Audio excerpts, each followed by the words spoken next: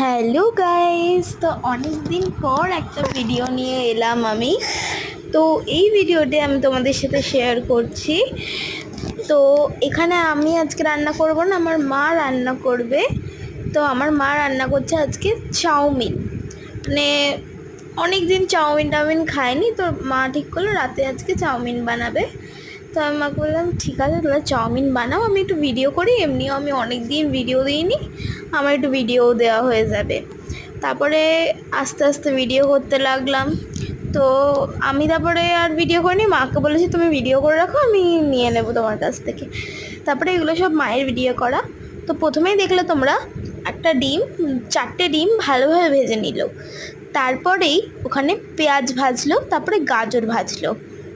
তো তারপরে ওগুলোকে মিহি করে ভেজে নিয়ে ওটাকে তার সাথে চাউমিন অ্যাড করবে, তারপরে বাঁধাকপি, হ্যাঁ আমি একদমই ভুলে গেছি, এর সাথে কিন্তু বাঁধাকপিও দিয়েছিল।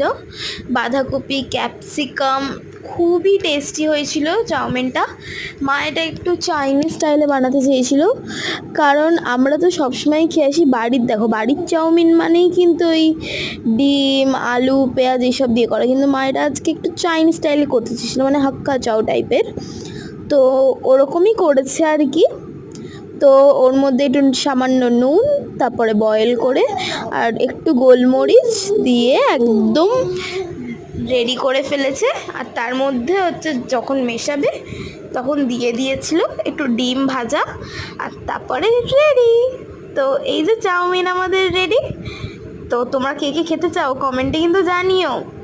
ভালো লেগে থাকলে like, comment and share and subscribe. By.